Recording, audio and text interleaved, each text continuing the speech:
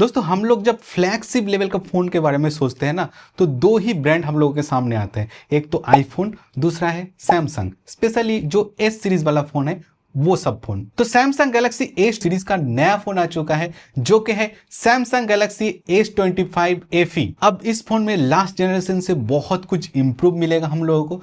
सब कुछ जानेंगे दोस्तों एक एक करके, लेकिन उससे पहले अगर आप चैनल में नए हैं तो प्लीज चैनल को सब्सक्राइब जरूर कर दीजिएगा। सबसे पहले बॉक्स पैकेजिंग को देख लेते हैं, बॉक्स में हम लोगों को क्या क्या मिलता है। तो बॉक्स को ओपन करते ही हम लोगों को तो सबसे पहले फोन मिल जाता है, उसके बाद USB-C to USB-C cable, SIM ejector tool and कुछ डॉक्यूमेंट्स, बस बाकी और कुछ नहीं है बॉक्स में। डिजाइन में ज्यादा कुछ चेंजेस नहीं आपको मिलेगा। प्रीवियस जनरेशन में जैसे था ठीक वैसे ही लेगेसी को ये कैरी फॉरवर्ड करेगा, लेकिन हाँ पीछे अभी आपको मैट फिनिश देखने को मिलेगा एंड ग्लास बैक के साथ आया है। इसका जो फ्रेम है वो बहुत ही मजबूत होगा क्योंकि आर्मर एल्यूमिनियम दिया गया है एंड ये भी मैट फिनिश के साथ आता है एंड डुअल टोन आपको देखने को मिलेगा। एकदम फ्लैट साइड है, कॉर्नर भी राउंडेड है। इसका जो थिकनेस है अभी 7.4 mm है, लेकिन हाँ S24 FE में ये 8 mm का था और ये लाइटर भी हो चुका है क्योंकि इसका जो वेट है अभी 190 ग्राम है। बिल्ड क्वालिटी बहुत ही स्ट्रांग है क्योंकि फ्रंट एंड रियर में दोनों में ही आपको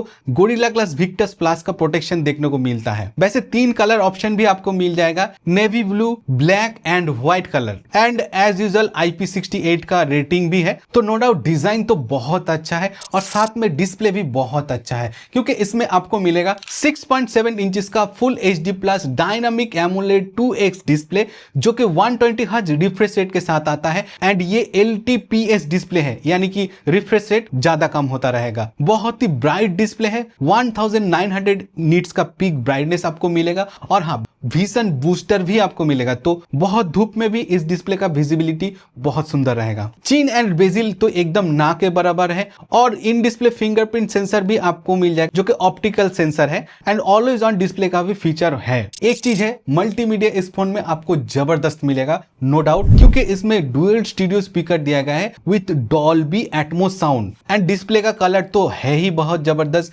क्योंकि सैमसंग ट्यून्ड है। ये डिस्प्ले में आपको HDR प्लेबैक देखने को मिल जाएगा यूट्यूब एंड नेटफ्लिक्स में क्योंकि इसमें वाइड वन L1 का सपोर्ट भी है। ओवरऑल ये जो फोन है मल्टीमीडिया के लिए तो जबरदस्त है, लेकिन हाँ परफॉर्मेंस के लेके मुझे नहीं लगता कि उतना काम किया है जो कि एक्सपेक्टेड है एक 60,000 के फोन में। जी हाँ, ये जो फोन है आपको अंडर 60 या फिर 55,000 के करीब मिलेगा ऑफर वगैरह लगाने के बाद। इसमें आपको सैमसंग Exynos 2400 प्रोसेसर मिलता है एंड साथ में 8GB एंड 12GB का रैम वेरिएंट भी मिल जाएगा जो कि LPDDR5X टाइप का है। 128GB स्टोरेज भी है, लेकिन हाँ एक गड़बड़ है, 128GB स्टोरेज जो है इसमें वो UFS 3.1 का है, बाकी 256GB एंड 512GB वाला वेरिएंट उसमें आपको UFS 4.0 मिलेगा। अगर आप अंतुतु टेस्ट करेंगे तो 2 मिलियन के करीब इसका अंतुतु स्कोर होगा जो कि काफी है, तो कोई भी काम आप आराम से मैं बोलूंगा कर सकते हैं, लेकिन हाँ और भी एक्सपेक्टेड था। गेम जैसे BGMI खेलेंगे तो 60 FPS आपको मिलेगा। जेंसन इंपैक्ट जैसा हेवी गेम भी आप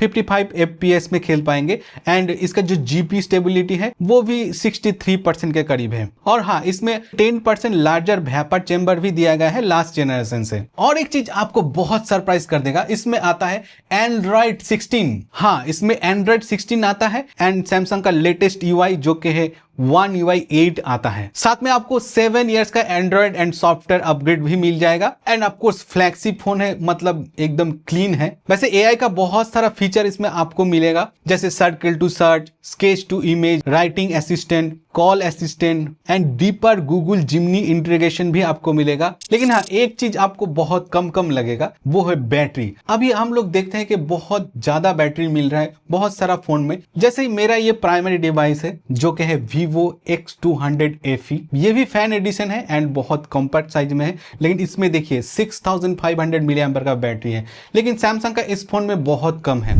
इसमें दोस्तों 4900 मिली एम्पर का बैटरी है जो कि मैं बोलना चाहूंगा आज के डेट में बहुत कम है। अप टू 45 वाट में आप इसको चार्ज कर सकते हैं, तो बधाई हो, चार्जिंग स्पीड थोड़ा सा इंप्रूव हुआ है। 15 वाट में वायरलेस चार्ज भी कर पाएंगे एंड रिवर्स वायरलेस चार्जिंग का भी सपोर्ट है 4.5 वाट में। बैटरी के साइज से मुझे लगता है अप टू 7 आवर्स तक आपको SOT मिलना चाहिए, तो फुल चार्ज करने के बाद मुझे लगता है आराम से 1 दिन तक तो चल जाएगा। अब ये फ्लैगशिप वाला फोन है तो नेटवर्क का फीचर भी आपको फ्लैगशिप मिल जाएगा जाएगा। दोस्तों ये 5G फोन है, 17 5G का बैंड आपको मिल जाएगा। ये डुअल फिजिकल सिम सपोर्ट करता है, या फिर आप एक ई सिम एक फिजिकल सिम भी यूज कर सकते हैं। और इसमें वाईफाई 6E दिया गया है, ब्लूटूथ 5.4 आपको मिल जाएगा, NFC का सपोर्ट है, और इसका जो USB पोर्ट है ना वो 3.2 Gen 1 का है, तो अप टू 5 Gbps तक इसमें आप डेटा ट्रांसफर कर सकते हैं। तो अपडेटेड आपको USB पोर्ट मिल जा रहा है। इसमें सारे सेंसर दिया गया है जो कि एक फोन में होना चाहिए, जैसे कि एक्सेलेरोमीटर,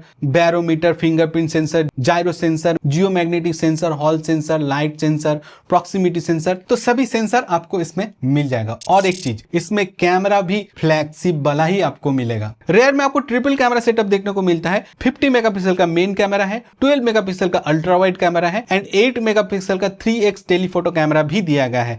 ये अप टू 30x तक डिजिटल जूम करके देगा, और 3x ऑप्टिकल जूम है। फ्रंट में आपको 12 मेगापिक्सल का सेल्फी कैमरा मिल जाएगा, जो कि प्रीवियस जनरेशन से इंप्रूव हुआ है। अगर आप वीडियो रिकॉर्ड करते हैं तो 8K 30 fps में रेयर मेन कैमरा से आप वीडियो रिकॉर्ड कर सकते हैं। बाकी और सेंसर में आप 4K 30 fps में वीडियो रिकॉर्ड कर सकते हैं, इंक्लूडिंग सेल्फी कैमरा। देखो सामने सेल आ रहा है, बहुत लोग S25 FE भी परचेस करेगा, तो मैं थोड़ा बता देता हूं दोनों में क्या डिफरेंस है। S25 FE का थिकनेस थोड़ा सा कम है, 7.4 mm है, पहले 8 mm था, और वेट भी आपको लाइटर मिलेगा थोड़ा सा। अभी आपको मैट ग्लास बैक देखने को मिल जाता है, पहले ग्लॉसी था। ब्रेजिल वगैरह एकदम सिमिलर टाइप का ही है, और हाँ थोड़ा सा लार्ज बैटरी मिल जाता है आपको, 4900 mAh का अभी बैटरी मिलेगा, और S24 FE में 4700 mAh का बैटरी था। और चार्जिंग स्पीड भी अभी थोड़ा सा इंप्रूव है, पहले 24 वाट था, अभी 45 वाट कर दिया गया है, तो ज्यादा जल्दी चार्ज होगा। प्रोसेसर भी थोड़ा सा इंप्रूव किया गया है,